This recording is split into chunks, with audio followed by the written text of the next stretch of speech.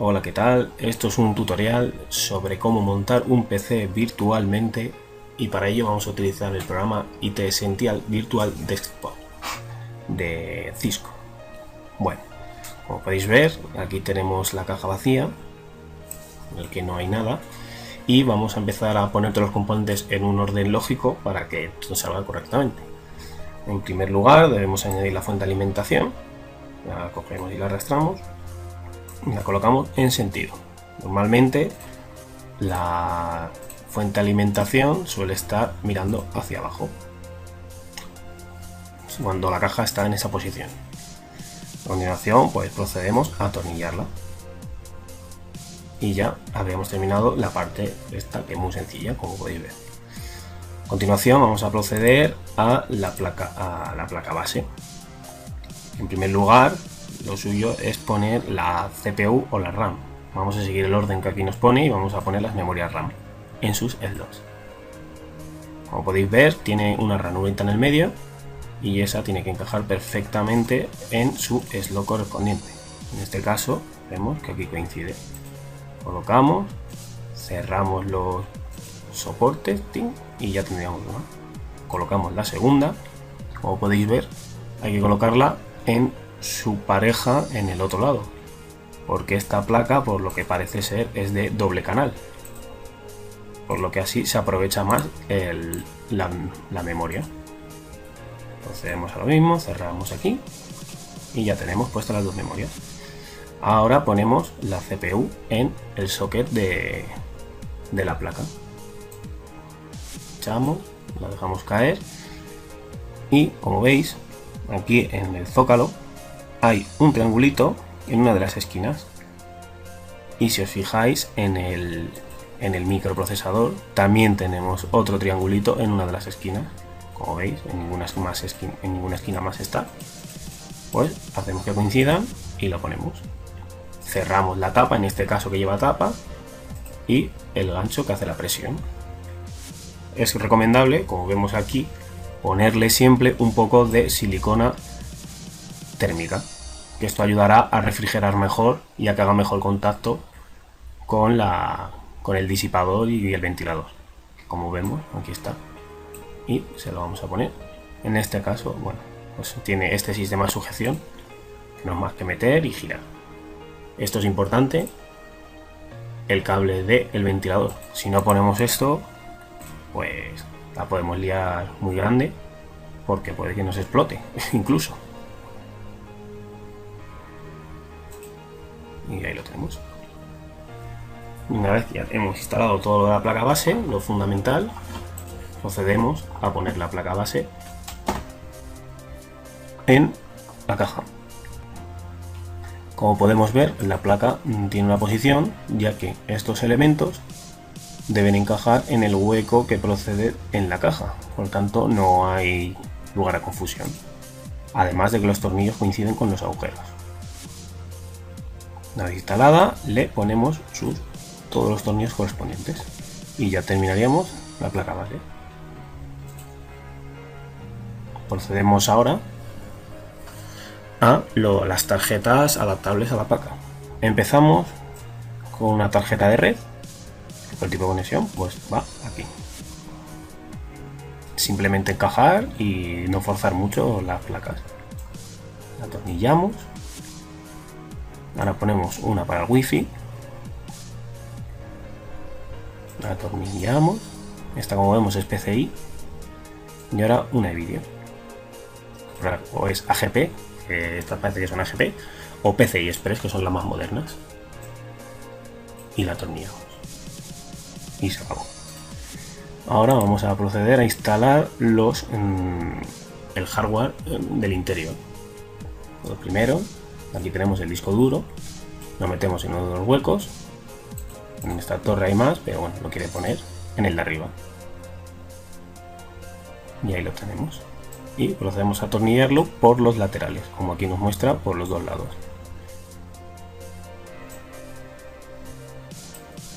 Y dentro pues nos instala, lo demás se instalaría desde fuera, que es a lo que vamos a ir ahora. El componente óptico, o el grabador de DVD, CDs o lo que queramos, y se instala exactamente igual que el disco duro. Lo metemos en su compartimento y ponemos los tornillos de forma adecuada. Si en caso de que tenga disquetera, pues exactamente lo mismo. Colocamos en su posición correcta y lo metemos con sus tornillos correspondientes en cada lado. Y ya tendríamos todos los dispositivos ensamblados en la caja. Ahora vamos a proceder a instalar los cables del interior, que probablemente sea lo que al principio dé más problema.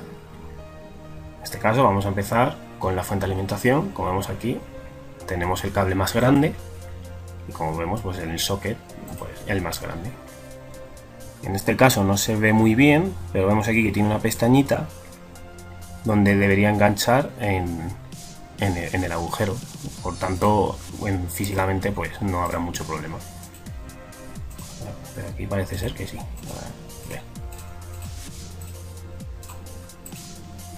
Bueno, pues al revés.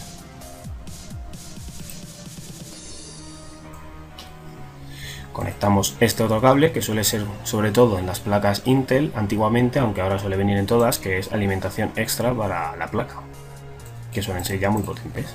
Como vemos, igual que el anterior, tiene la pestañita que engancha en su saliente y lo enchufamos. Aquí tenemos cables varios de diferentes dispositivos. Este es para tipos de CDs, de ventiladores extras, algunos y cosas así. Este que es más pequeño, suele ser para disquetera. Y hay que tener en cuenta que tiene que ir en esta posición, con esta parte hacia arriba siempre.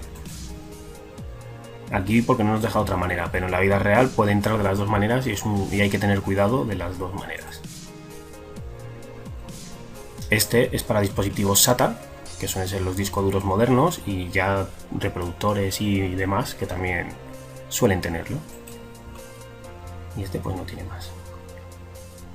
Y en caso de que tengamos un ventilador interno, otro ventilador aparte del microprocesador, pues lo conectaríamos en sus conectores que se llamarían fan chas o fan ext, o bueno, como depende de la placa, pues tendría un nombre.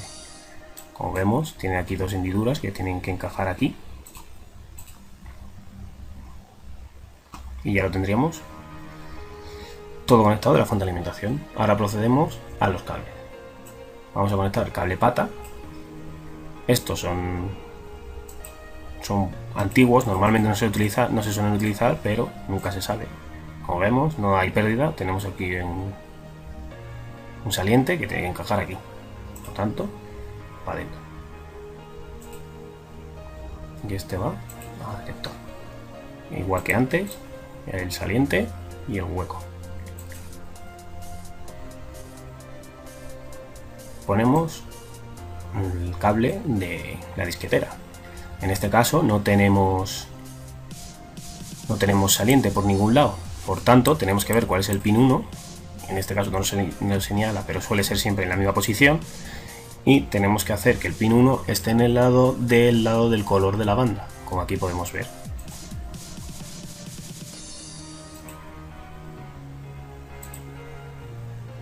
Y aquí tanto de lo mismo.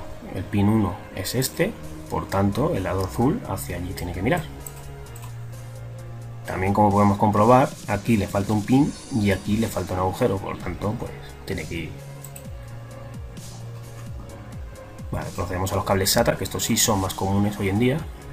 Como vemos, tiene una forma como de L. Así, tiene como una forma de L, pues tiene que encajar con la forma de L del conector, en este caso así. Y este exactamente lo mismo. La L va así, pues ahora sí lo conectamos y ya tendríamos los cables internos. Ahora vamos a proceder a cerrar y conectar ya los últimos componentes externos del ordenador. Ponemos la tapa para que no nos moleste más y la atornillamos.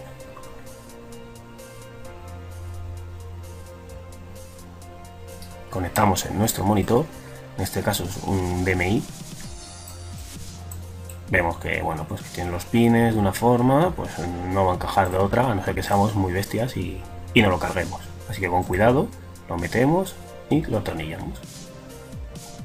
Ponemos el teclado, en este caso es PS2, como vemos, el color nos suele ayudar muchas veces, morado con morado, y lo mismo, los pines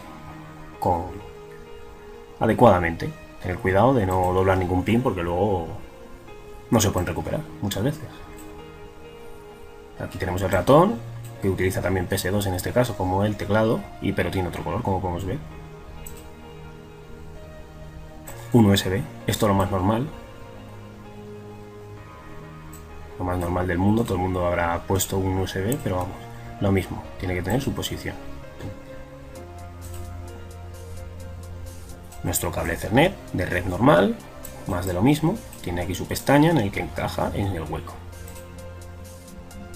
Una antena wifi, la ponemos y la enroscamos sin más, y nuestro cable de red. Este hay que ponerle el último pues, para evitar accidentes y sustos inesperados. Y ya tendríamos nuestro ordenador completamente funcionando y operativo.